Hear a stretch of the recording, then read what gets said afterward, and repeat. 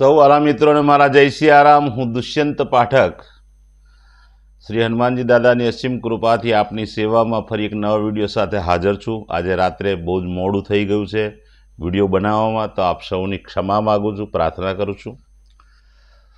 તો આજનો ઉપાય આ વિષયની અંદર તારીખ છે 17મી નવેમ્બર 2025 અને વાર છે મંગળવાર।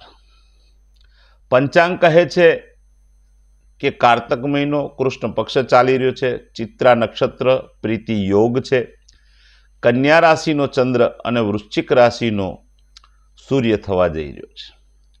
વાલા મિત્રો, અશુભ સમયની જો વાત કરું તો રાહુકાળ સવારે 8:05 થી 9:27 સુધી છે અને યમઘંટ સવારે 10:50 થી 12:12 સુધી છે। વાલા મિત્રો, આ બંને અશુભ સમય છે। અશુભ સમયની અંદર કોઈ પણ પ્રકારનું શુભ કાર્ય ન થાય। શુભ કાર્ય માટે સારું ચોઘડિયું અથવા સારું મુહૂર્ત લેવું જોઈએ। તેમાં અભિજીત મુહૂર્ત 11:50 થી 12:34 રહેશે, જેમાં તમે કોઈ પણ શુભ કાર્ય, શુભ યાત્રા કરી શકો। તો વાલા મિત્રો, આ હતું આજનું પંચાંગ। આજના ઉપાયની અંદર વહેલી સવારે સ્નાન કરવા બેસો ત્યારે 4 ચમચી જેટલું ગુલાબજળ પધરાવવાનું છે। તેમાં હળદર પધરાવવાની છે અને એ હળદર અને ગુલાબજળવાળું મિક્સ પાણી, તેનાથી તમારે સ્નાન કરવાનું છે। સ્નાન થઈ જાય, કપડાં તમે પહેરી લો, ત્યાર પછી તમારા ઘરના મુખ્ય દ્વાર પાસે આવી જવાનું। ત્યાં જઈને ઉમરાને દૂધ પાણીથી સાફ કરવાનો છે, શુદ્ધ કરવાનો છે, તમારા ઘરના મુખ્ય દ્વારના ઉમરાને। આ કાર્ય પતી જાય પછી એક સફેદ કાગળની અંદર એક અડધી ચમચી જેટલું સિંદૂર લઈ લેવાનું છે। એ સિંદૂરને 24 કલાક માટે પોતાના પોકેટમાં જ રાખવાનું છે અને બીજા દિવસે વહેલી સવારે પીપળાના ઝાડના મૂળમાં અથવા દેવ મંદિરે જઈને તમારે એ પડીકી સિંદૂરવાળી મૂકી આવવાની છે। ત્યાર પછી તમારે શ્રી હનુમાનજી દાદાના મંદિરે જવાનું છે। સફેદ આંકડાના અથવા આંકડાના 7 પાન લેવાના છે।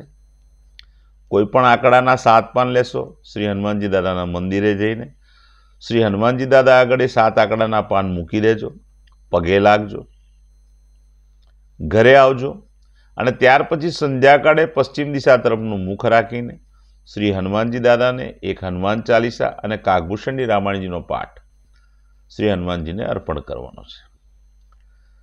રાત્રે સૂતા પહેલા પોતાની જ પથારીમાં બેસવાનું, પલાઠી વાળવાની। ઓમ કૃષ્ણાય વાસુદેવાય હરે પરમાત્મને પ્રણત ક્લેશ નાશાય ગોવિંદાય નમો નમઃ, આ મંત્ર યથાશક્તિ તમારે જપી જવાનું। જે વાલા મિત્રોની જન્મદિવસ 17મી નવેમ્બર 2025 અને મંગળવારના દિવસે છે, તેવા વાલા મિત્રોએ મેં કહ્યું તે પ્રમાણે સ્નાન કરવાનું છે।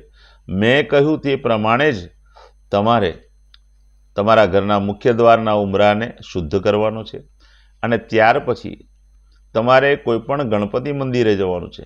મોતીચૂરના લાડુ લેવાના છે, 8ની સંખ્યામાં લેવાના। 8 લઈ શકો, 17 લઈ શકો અથવા 26 લઈ શકો। શ્રી ગણપતિ દાદાને એ મોતીચૂરના લાડુ પ્રસાદમાં ધરાવવાના છે, પગે લાગવાનું છે। ઓમ ગમ ગણપતે નમઃ, આ મંત્ર યથાશક્તિ જપી જવાનો। ત્યાર પછી તે લાડુને પ્રસાદના રૂપમાં દર્શનાર્થીઓને, તમારા પરિવારના સ્વજનોને અને નાના નાના બાળકોને પ્રસાદના રૂપમાં વહેંચવાનો છે। બસ માત્ર આટલો ઉપાય કરી લો, આખું વર્ષ તમારો આનંદ સહિત પસાર થશે।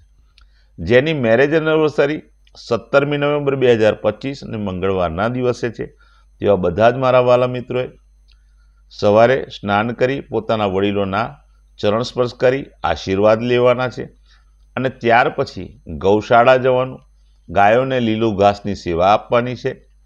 ત્યાર પછી તમારે કોઈ પણ જરૂરિયાતમંદ વ્યક્તિને તાંબાનું પાત્ર જેમાં ચણાની દાળ ભરીને દાન કરવાનું છે। કોઈ જરૂરિયાતમંદ વ્યક્તિ ન મળે તો તમે કોઈપણ મહાદેવના મંદિરે જઈને તાંબાના પાત્રમાં ચણાની દાળ ભરીને તમે જો મહાદેવજીના મંદિરે દાન કરશો, કોઈ જરૂરિયાતમંદ વ્યક્તિને આપશો, ભગવાનની કૃપા તમારા પર આખું વર્ષ રહેશે. પતિ પત્નીનું જીવન આનંદ સહિત પસાર થશે. મારા બધા જ વિડીયો ઇન્સ્ટાગ્રામ પર હોય છે, ફેસબુક પર હોય છે અને યુટ્યુબ પર પણ હોય છે. આ વિડીયો જોવાનો રહી જાય તો ત્યાંથી મેળવી લેજો. ઉપાય અવશ્ય કરજો. ઉપાય સતત અને નિરંતર કરશો તો વાલા મિત્ર, તમારા બધા જ ગ્રહો બેલેન્સ થશે.